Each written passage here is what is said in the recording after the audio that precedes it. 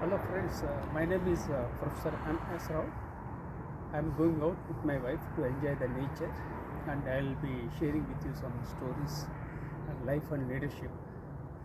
And I am a survivor of brain stroke in the year 2021.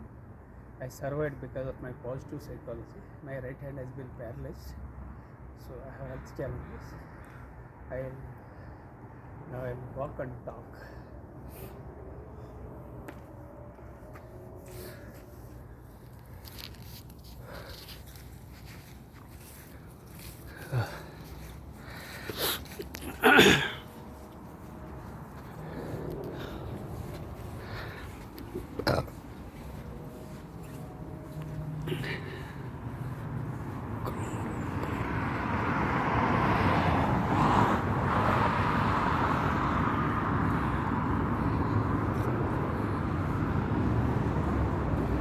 So this is the house where my younger son Ramkrishna Sai lives, and you can see the view of cars and places in and around our home. And now I'll walk and talk various aspects. You hear the sounds of aircraft. Airport is nearby, and Boeing operates from here. So first of all, let me introduce myself. My name is Professor M.S. Rao. I have authored 53 books, including the award-winning book titled See the Light in You, for which the Noble Laureate His Holiness Dalai Lama is in the foreword. I have 43 years of diversified experience, including Indian Air Force, business, teaching and training. I am a late bloomer, dyslexic, ADHD, OCD, and adding to that, I had a brain stroke in the year 2021. I survived because of my positive psychology and the power of subconscious mind. And I don't get any pension. I don't have any regular income. I don't have two-wheeler. I don't have four-wheeler.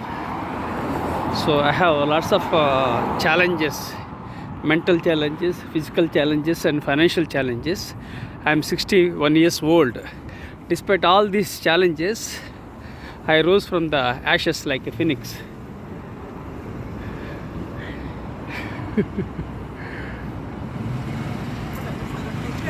Yeah. Is it? Oh, okay, fine. So now I'm enjoying the nature. I love nature, and I share my stories. I'm a storyteller. I create stories and share my stories to impact humankind. And so I introduce myself. Now I'll briefly explain about Seattle. Seattle is a beautiful place, and weather is not standard. Sometimes weather is cold, sometimes chilly, and sometimes it rains, sometimes it's cloudy, it drizzles. Despite all these contrasts in weather, Seattle is a very beautiful city. And first time I came to Seattle with my wife, and so we are enjoying the nature and we are sharing some stories. So you can see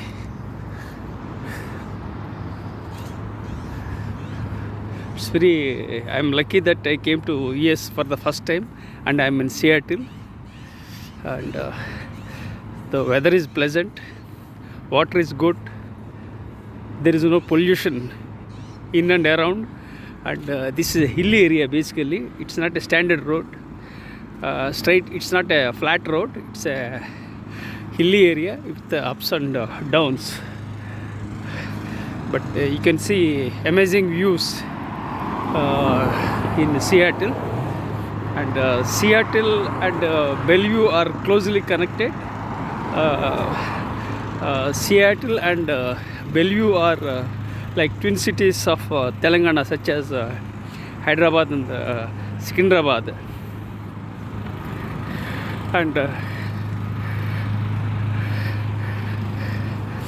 and Seattle thrives with entrepreneurship, and there are some companies they are doing good, great companies like Boeing. Of course, Boeing has some challenges currently. Of course, Starbucks also is doing good. That is the first one from which started from Seattle, and Microsoft, Amazon started from here.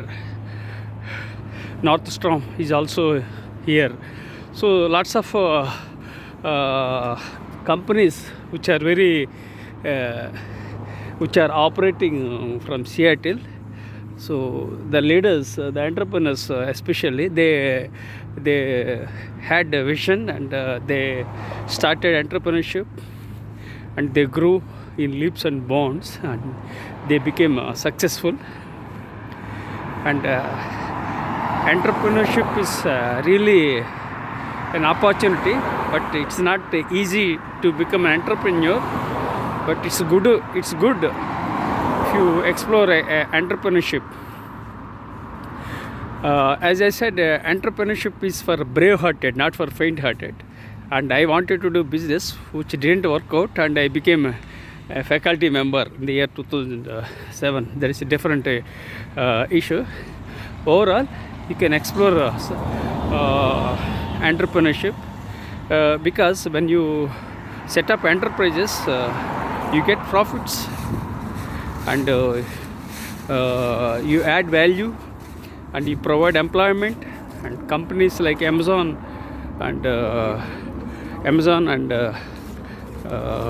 Microsoft, Nordstrom, they are all giving. They are providing employment. My son is working in Nordstrom, so he is in Seattle because he got employment in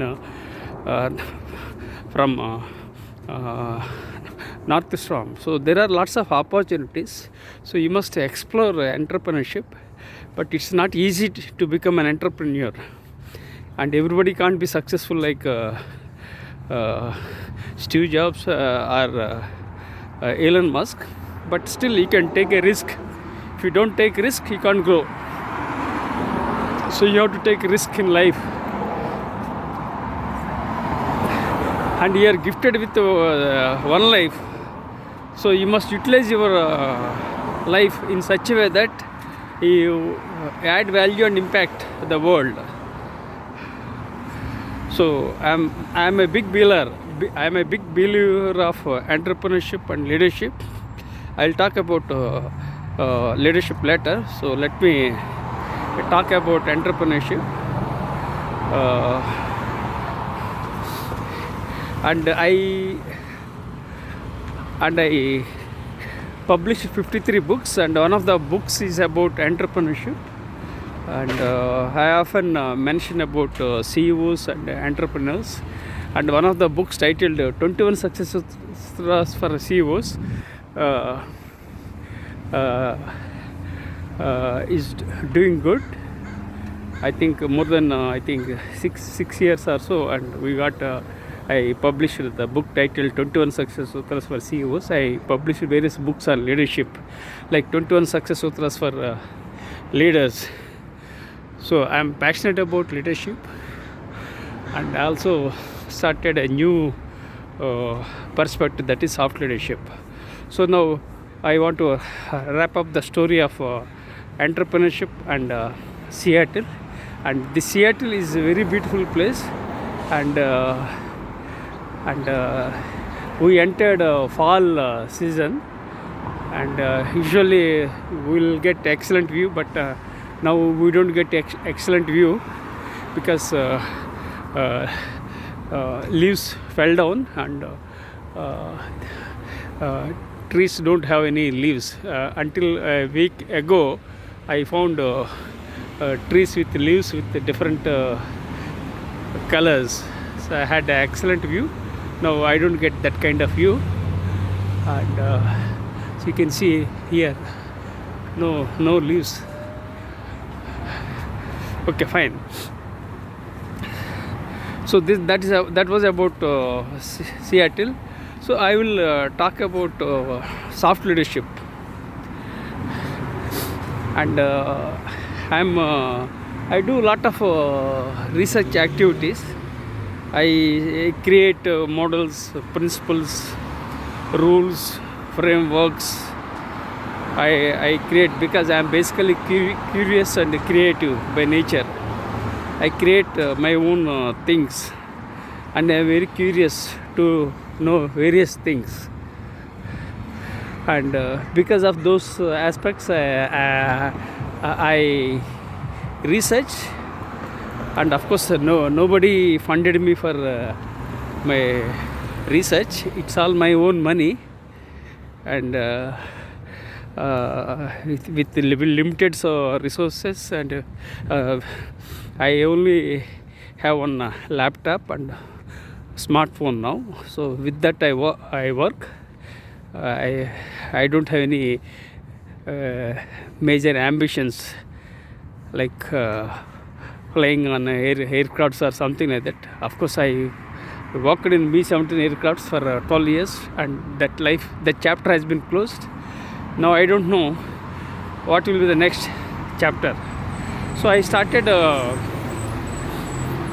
researching on soft leadership, and this soft leadership is a new direction of leadership, and I blended soft skills with leadership, coined a new leadership perspective, that is soft leadership. And I earned my Ph.D. in soft skills in the year 2011, and after acquiring Ph.D., I started researching. And unlike others, usually once someone becomes a doctorate, they enjoy their lives. But in my case, I'm a continuous learner. I'm a passionate researcher and author. So still I am doing research despite having health challenges. And I started Professor M.S. Rao's 4 AM rule that I will discuss later. And I started soft leadership, a new direction to leadership too. Then I created Maca's method.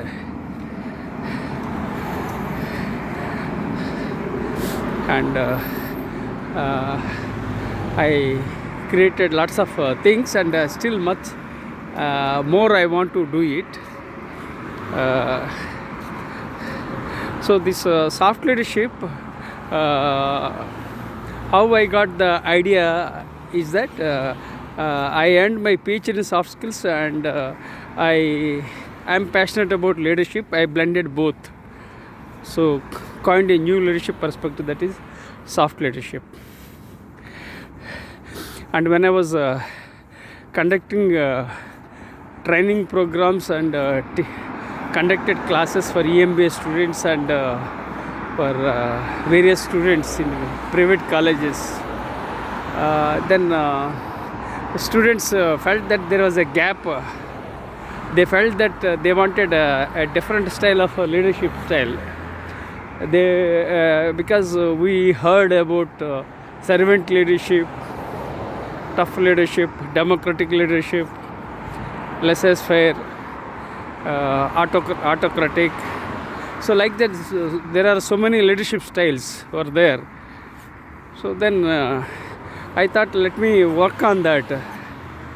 And I did my Ph.D. Of course, I was doing at that time. Then I completed my Ph.D. Then I started exploring. And I have a document. I had different documents. One is for soft leadership. One is for Professor M.S. Rao's 4M rule, the Maca's method. frameworks, all those things I am having. Then I have documents for ideas. I have ideas for social media. I have templates, and so many things I maintain. Then I also have a document for triggers. So like that, then I have a document for to-do list. So like that, so many things I have been maintaining for the last 17 years. In my teenage onwards, I started writing, and I always believed in the slogan that a short pencil is better than a long memory. So that's what I believed. I used to write the things. I used to journal very long back when I was in teenage. So like that, all those things helped me to come up to this level, despite having financial challenges, health challenges.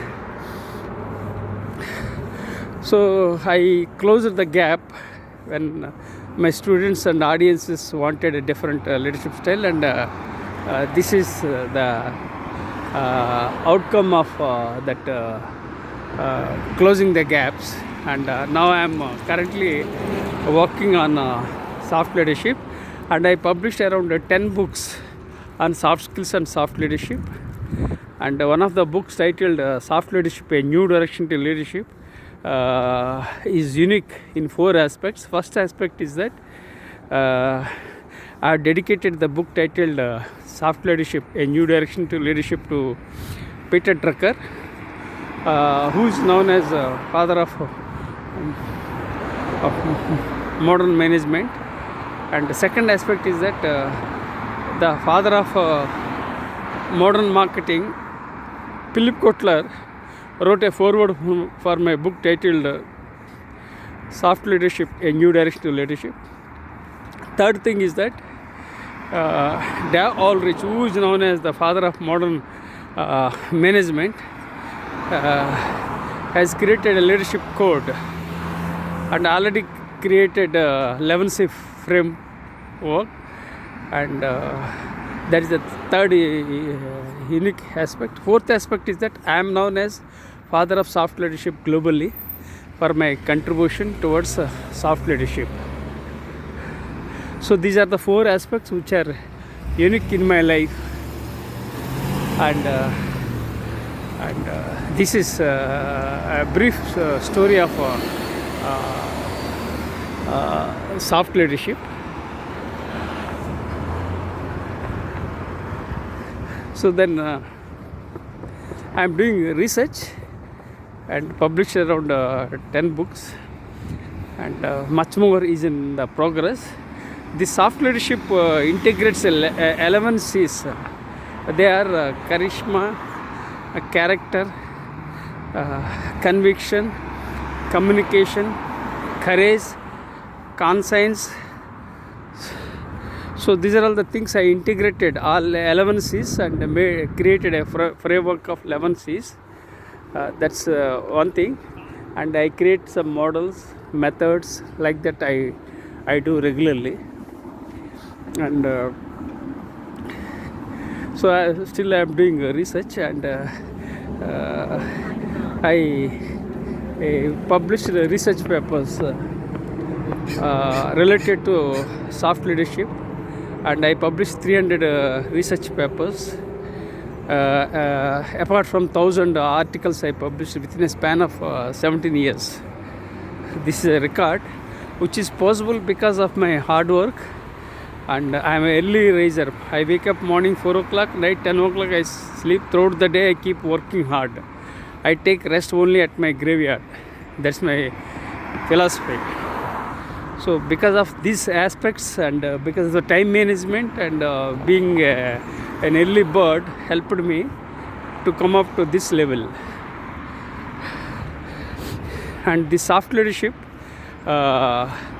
emphasizes soft skills with your left brain, leadership with your right brain. That's soft leadership. And the soft leadership is not about whining, it's not about criticizing, it's not about condemning, it's not about complaining. Soft leadership is all about empathizing with others, adding value, and making a difference in the lives of others. That's the second definition. Third definition of soft leadership, which I created very long back. Soft leadership is all about people orientation without compromising the task orientation. And still I am creating some quotes on soft leadership, and I am researching on soft leadership and integrating soft leadership with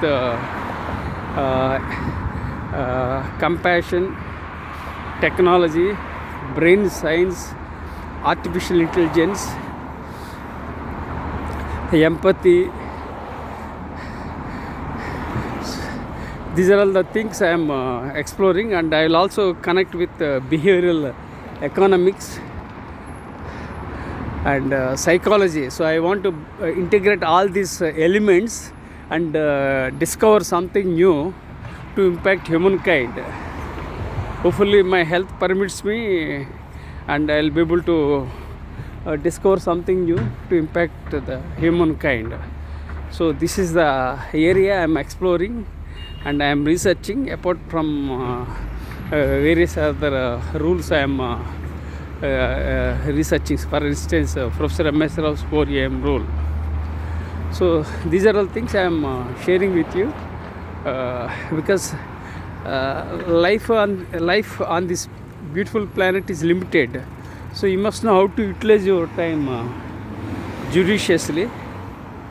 So what you have to do is you have to identify the important challenges, address them to impact humankind. So that your time on this planet is very much limited. Life is very short. People say that's correct. Life is very short. Yes, we need to extend sometimes through longevity and by focusing on health. That's a different different topic I am talking.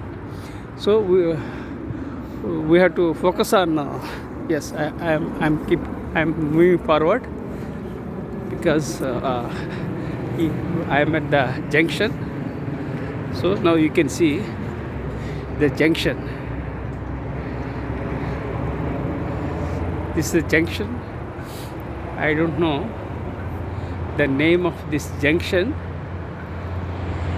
Skincare, vaccine, sugaring, book line, so many things are there. This is the view of this junction. So I will walk forward where I will show you an excellent view of Space Needle and various other areas. Okay, so I am still doing research on soft leadership, and today morning also I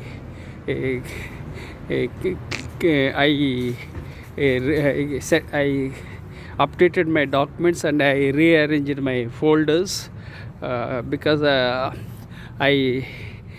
take the entire information to my hard disk once in a week. In case if I lose information, I may lose information only for a week. So I don't want to lose the information, data. So what I do is that once in a week I transfer the entire data to my hard disk. That's what I do it. So today morning I transferred and I updated everything.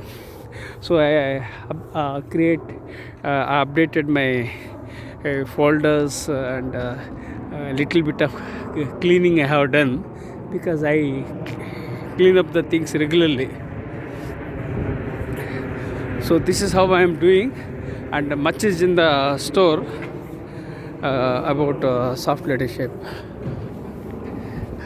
So I will focus on other aspects. So I'll briefly explain about my background, then I will talk various other aspects. So I was born on October 31st, 1963 in a tiny village in India, and I was born into a toxic family and grew up in a toxic environment, and for 18 years I was at my native place, and I was lucky that I came out of the toxic family and joined Indian Air Force. At the age of 18, I discontinued my degree. Then again, I continued, and I acquired 6 qualifications through private education. And after serving for 12 years in the Indian Air Force, my father-in-law invited me to join business. Then he backstabbed and betrayed. My father-in-law and brother-in-law backstabbed and betrayed, and leading into problems. So my life is full of challenges. Betrayal by my siblings and betrayal by my father-in-law and brother-in-law. So lots of challenges I am having. So my life is a big unique story, and I did business for some years which didn't work out. Then I became a faculty member in the year 2007. 2010 I started writing books, and I published 53 books, and 60 books I wrote. 7 are still pending, but I am not able to focus due to health challenges, and currently I can't type with my right hand, and I can't eat with my right hand. So my right shoulder is numb, and I am holding my smartphone with my left hand, and so please empathize with me.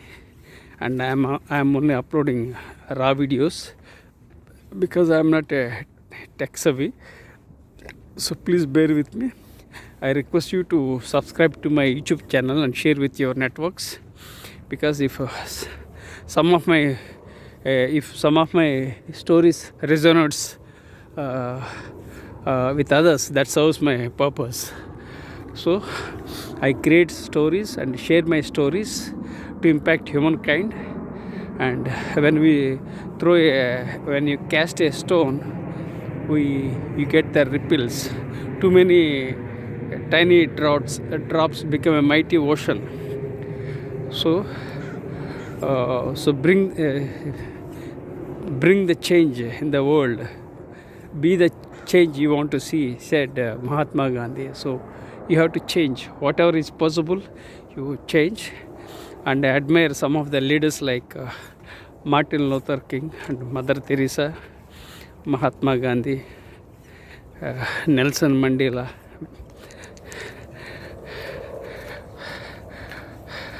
So these are all the leaders I admire, and Abraham Lincoln has been my inspiration since my childhood, and I often refer these leaders in my books,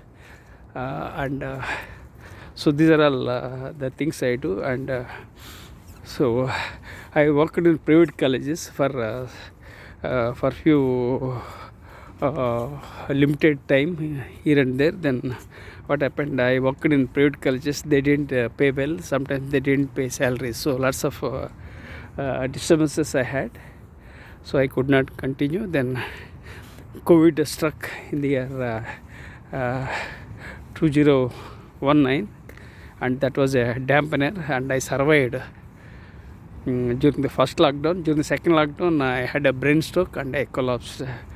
My right portion of the body was totally paralyzed, and gradually I woke up and I started walking. For the last 3.5 years I have challenges, but I am very positive. I am very positive by nature, and my blood group is B positive. So everything happens for a reason. All that happens for good. So I am optimistic. The good news is that I am alive and walking. Otherwise I would have been on the bed. Doctors thought that I won't survive of the brain stroke. And again also they said if you survived also you would be on the bed forever. But I bounced back.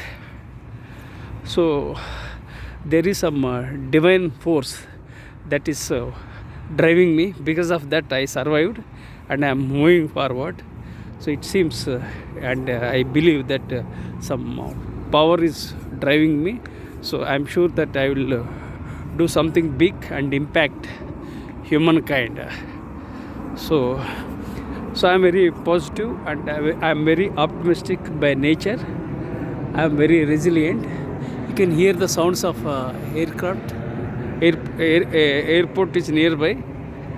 You can hear the sounds of aircraft. So now you can see the view of Pacific Ocean. You can see tall buildings, port, containers. So from a very long distance you can see. So I'll show you this viewpoint and you will enjoy it. You can see a space needle and a skyscrapers, tall building, other buildings you can see.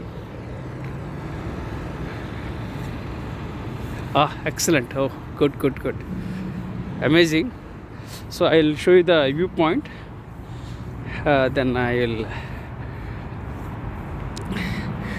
will return with a different story. So this is very slippery. We have to be very much careful. And see, you can see the excellent view of Seattle from this angle. Space needle, skyscraper, buildings. See, so you will really enjoy it. Really excellent. Pacific Ocean, you can see containers. So really it's an amazing view and really I love it. And I'm very happy that I came to US for the first time and I'm enjoying. I'll go back to India with sweet memories. So friends, once again you can enjoy the view. You can glance these electric trains. You can see it's a really excellent viewpoint. Okay, fine.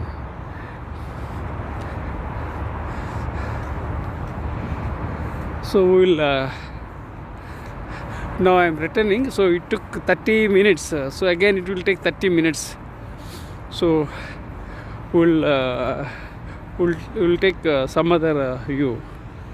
Some next time we'll go to some other different place.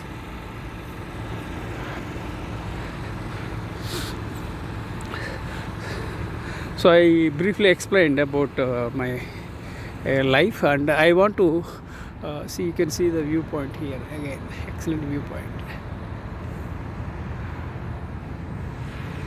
Your name is Oregon Street, 10th Avenue. Okay, so I wrote 60 books, but published only 53, and 7 books are still pending. I have to edit and update, but my health is not permitting, and I can't type with my right hand, and I can't eat with my right hand. So I'm still doing some exercises, and I have a chronic back pain for the last 17 years. I have a brain stroke, and I have a chronic back pain for the 17 years because of my continuous sitting and writing, and lots of challenges. So I will update my books once I am back with a bang, and I'll complete the projects. Then I will write a book tentatively titled Survivor. The title of the book is Survivor, and I'll talk about my brain stroke, health challenges, the betrayals by my rogue relatives, and I'll integrate storytelling. I'll create optimism. So all these aspects I'll integrate and create a memoir. And I can't write my autobiography. I'll write only a portion of biography. That means a memoir, which is for a limited period of my life I will mention. And I have seen some of the memoirs of Barack Obama, Michelle, Prince Harris. So I'm a writer, unlike others, I'm a creative writer. Usually the eminent people, they pay money and get the books published, and they will approach others and get the books written. That's how they do it. But in my case, I write books of my own. I'm a creative writer. So definitely I'll write a book, and the book title is tentatively titled Survivor. So I'm climbing up slowly, so it's taxing and exhausting for me, but still okay.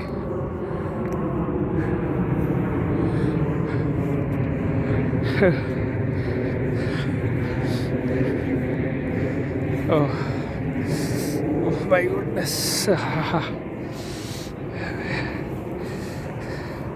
So I'll share with you a small story.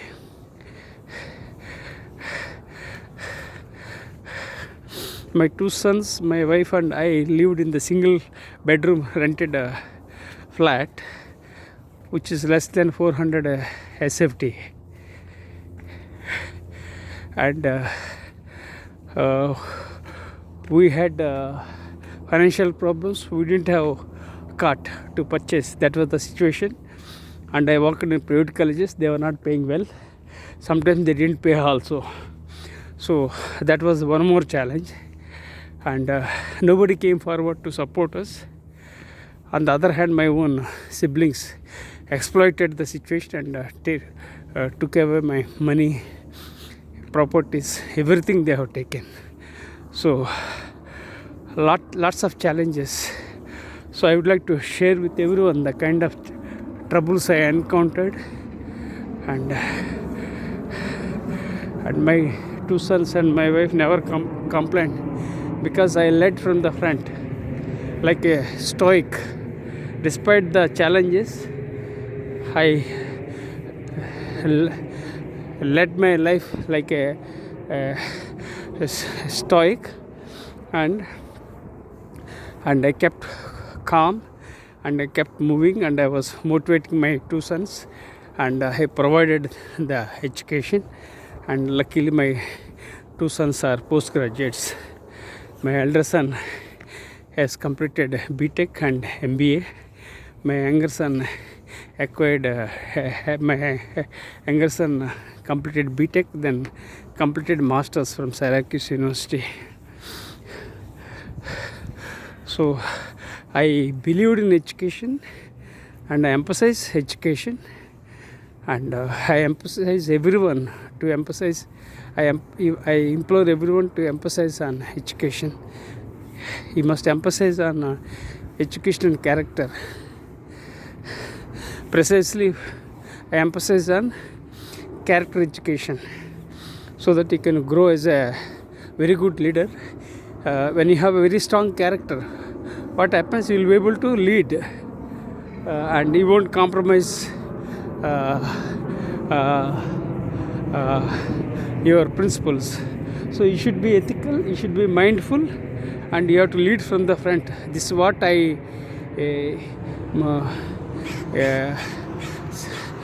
encourage my students, my sons and everyone, and I keep sharing on my blogs. I have 4 blogs, and I have been blogging since 2007. I have 4 blogs and 3 YouTube channels, and I record my videos. Recently I'm taking more interest, and I'm recording my memories, and I'm recording my memories on my with my smartphone, and I'm uploading my videos on my YouTube channel. So please subscribe to my YouTube channel and share with your networks. My quality, my video quality is very poor, but I can't help. I am not a tech savvy, and just I'm walking forward because of the signal.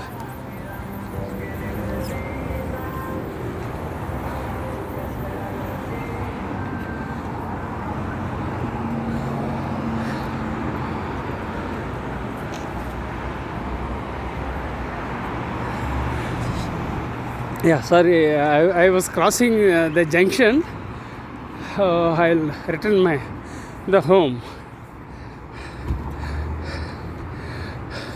So I have 4 blogs and 3 YouTube channels, and I'm uploading videos, raw videos, because I am not a tech savvy.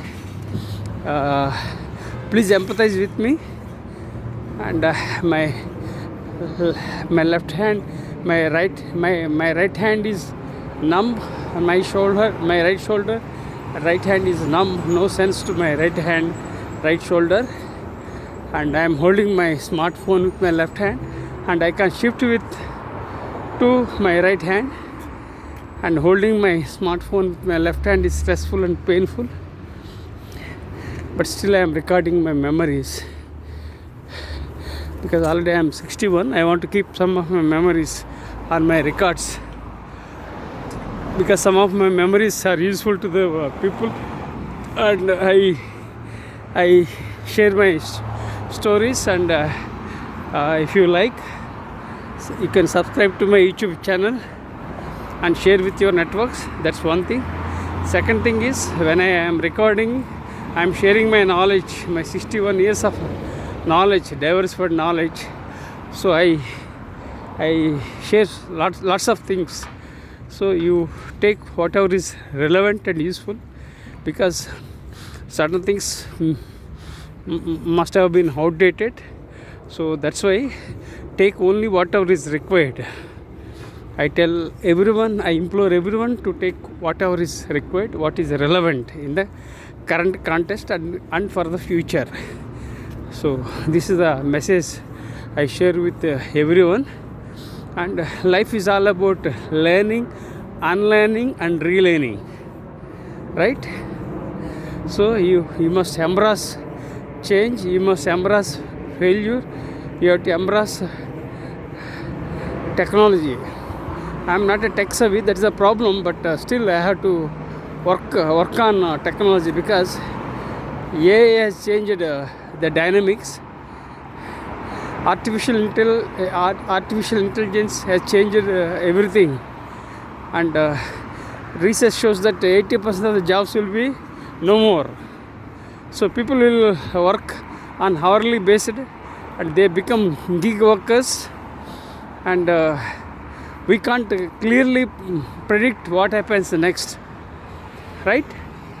But only thing that we can predict is that change is the only thing that is constant.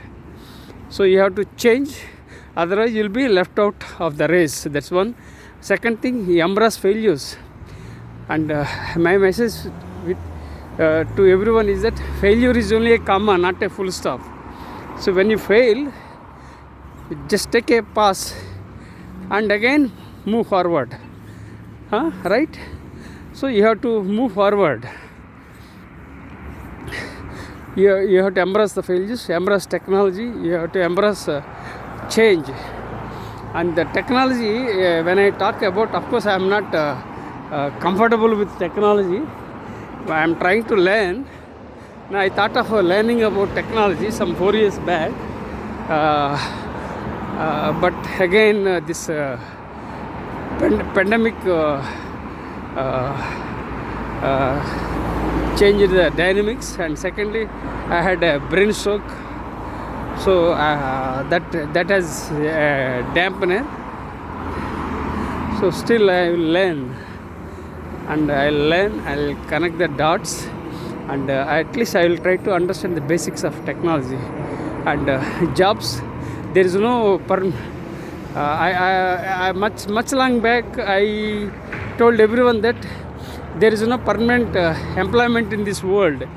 You will have only permanent employability. I said more than 10 years back. So it's very obvious that I am a visionary, and I had a very long vision, foresight, and I said, and I published a book titled "Shortlist Your Employer." That now I am that strikes on my mind. The title of the book I published was "Shortlist Your Employer." That means what I was trying to convey to everyone is that there is no permanent employment in this world. You will have only permanent employability. That means you have to be employable and deployable in the world, in the corporate world. Jobs are changing in view of AI, and so it's a very challenging time for the people, especially for millennials and centennials. But I am very much optimistic about Gen Z. Gen Z means centennials. They have bright future. And this Gen Z, they are very smart and brilliant. They are tech savvy. They only take what is required. Rest they will put in the trash. And they are smart workers. Unlike my generation, I belong to Generation X. And I was bordering to baby boomer, so I am 61. So this Gen X was sandwiched between. I was sandwiched between baby boomers and between millennials. But it's okay. So every generation has got opportunities and threats, right? But whatever was possible, I led. So I am very happy for millennials and centennials because they are born at the right time in the world with lots of opportunities. You will find abundance everywhere. Earlier we had shortage. Once I used to go to far distant places by walk to acquire knowledge. I used to visit library during my childhood, and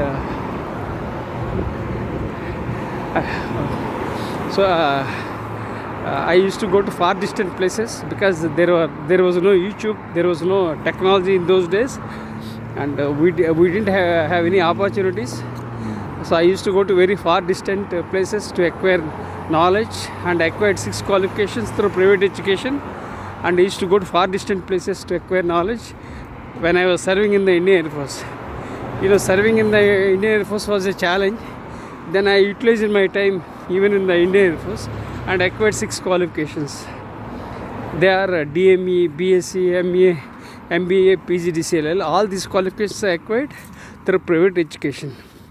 People might think that I acquired qualifications from Harvard, Kellogg's or Cambridge, something like that. But I discontinued my degree. Then again I continued by extending for more than a year, and I got my degree. So I acquired qualifications like DME from Aeronautical, BSc from Science, and MA from Ajmer University. And PGDCL, when I was doing night college, I used to attend and acquired PGDCL, and I got my MBA, New Delhi through distance, the correspondence course. Then I got PGDPM. So all these qualifications I acquired in different areas, and whatever the opportunities came, and I availed, and I kept moving. So don't wait for the right time or something like that. Whatever time is always right. Only thing, you have to utilize the prevailing time, and you have to encash the opportunities. That's what I did. And although I had there was no consistency in my academic background, but there was only one consistency, that was I am a continuous learner. Acquired all qualifications, so I acquire knowledge and I share my knowledge. So this is about my academic profile. And So I talked about soft leadership. I introduced myself. Then I explained about Seattle story. Then I explained about soft leadership, and I briefly explained about my profile. And when I was talking briefly about my profile, I was born into a toxic family, and my father was totally disorganized. He was alcoholic and litigant, and my mother was a disaster, and I was born into a toxic family. So life is full of challenges. My childhood was totally chaotic. I could not enjoy my childhood life. Very problematic and very challenging. Of course, we can't blame the parents. We have to create our own destiny. Your life depends on your destiny depends on your decisions. You have to make the right decisions, and you have to make smart decisions. You have to make wise decisions so that you'll be able to add and impact the world. So now I will talk about another topic, that is Professor M.S. Rao's 4am rule. So I think it will take 10 minutes to explain about Professor M.S. Rao's 4am rule. So as I said, I share my knowledge, and I create models, frameworks, rules, methods. So I started a rule, Professor M.S. Rao's 4am rule, and it is based on my military background, because I used to wake up early morning, and I used to go for health run when I was in the Indian Air Force. At the age of 18 or 19, I was there in the Indian Air Force, and life was very challenging in Indian Air Force, and I cultivated basic habits, and I still maintain the same habits in my life, and I'm an early riser. That's the one thing. Second thing, for 40 years, more than 40 years, I am hitting gym. That is the second thing.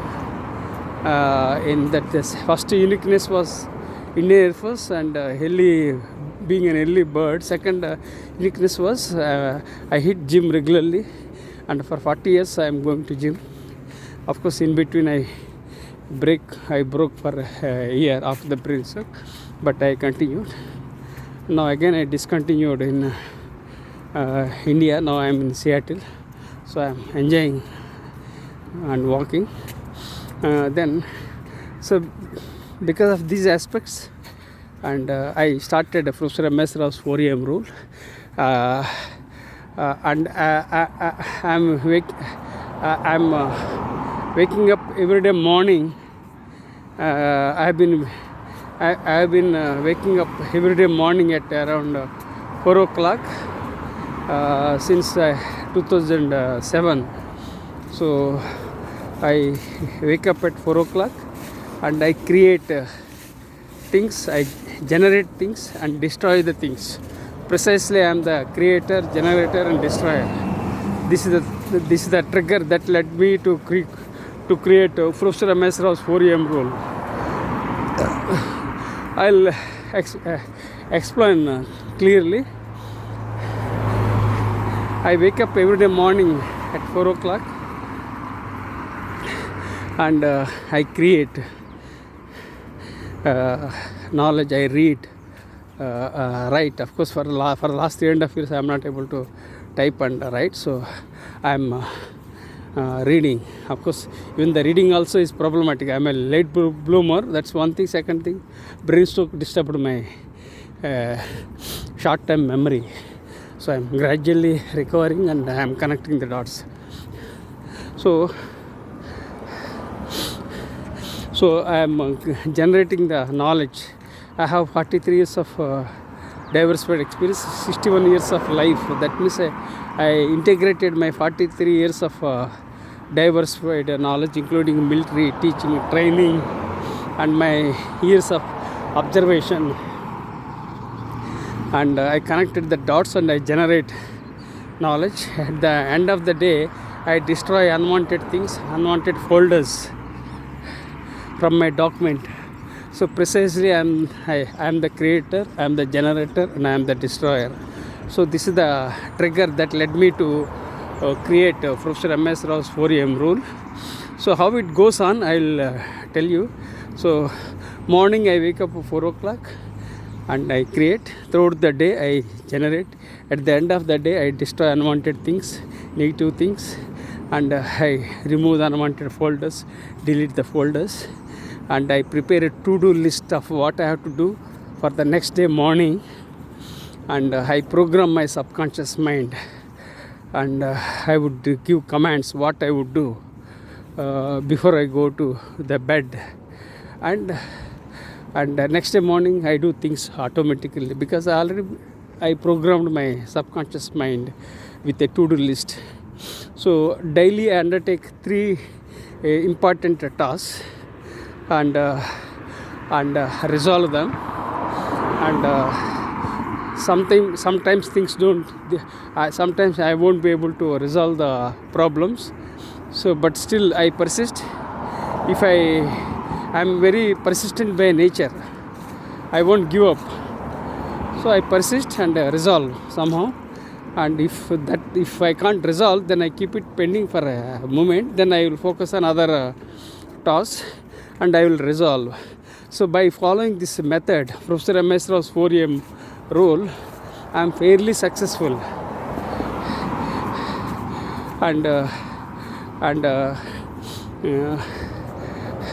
So when you follow this Professor M.S. Rao's 4am rule, what happens? You can check for dementia, you can check for depression, you can check decision fatigue, and you can overcome other challenges, and this helps you emphasize this Professor M.S. Rao's 4am rule emphasizes walking, meditation, and swimming.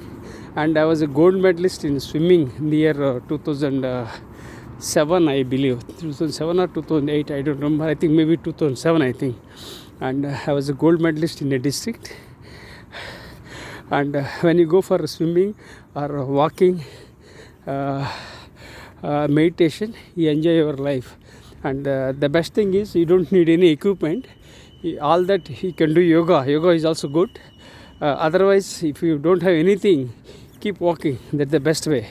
I have a chronic back pain for the last 17 years. I get relief whenever I walk. So I am walking. So go for a walk. And usually when I walk, I get ideas, fresh ideas. And my mind works in a different manner. Then I do things. So this Professor M.S. Rao's 4am rule helps in many ways, and this rule helps. It increases productivity, performance, and it emphasizes mindfulness, and you get joy. You will be happy. So there are so many advantages of following Professor M.S. Rao's 4am rule. So I implore everyone to explore this. At the same time, here is a caution, because some people are night owls. Some people have different circadian rhythm. So we can't force the people to follow 4am rule, but it's ideal if you follow Professor M.S. Rao's 4am rule, because when you wake up morning 4 o'clock, you can do things well, you can avoid distractions, and you will be able to focus, and you will get very good results. The entire day will be peaceful and pleasant, and you will be able to lead your life mindfully, and you will get joy, happiness. So these are all the things I shared, and especially here is a caution. about 4 a.m. rule, because some people some people work at different time zones due to their organizational commitments. So we can't force or we can't thrust others to follow Professor M.S. Rao's 4 a.m. rule, but overall it's advisable to wake up in the morning so that you will have the control of the entire day. You can troubleshoot, you will resolve the problems, and you keep moving in a right direction. So this is briefly about Professor M.S. Rao's 4 a.m. rule. So like this, I create lots of models, I create methods, I create frameworks, and I create rules and new perspectives. I create my own philosophies. So hopefully I'll become a philosopher and I create my own philosophy, because I am a continuous learner, and hopefully I'll create my own philosophy, Professor M.S. Rao's philosophy, something of that kind, but not now, because I'm having all challenges. I'll do things one by one. I don't multitask, which I can't do it. I do only one thing at a time. Now I'm talking and walking. That's all. I can't do multiple things, and I'm not expert in multitasking. So be focused and undertake tasks and execute effectively. So these are all the things. So now so at the end of the day, here are the messages. I want to see my own face. So friends, if you like my video, please subscribe to my YouTube channel and share with your networks. And life is beautiful, life is amazing, life is a magic, life is a miracle, life is all about possibilities. Never give up. Everything is possible in this world. Be positive, and my blood group is be positive, and practice gratitude, emphasize empathy, emphasize humanity. So these are all the messages I am sharing with everyone with gratitude.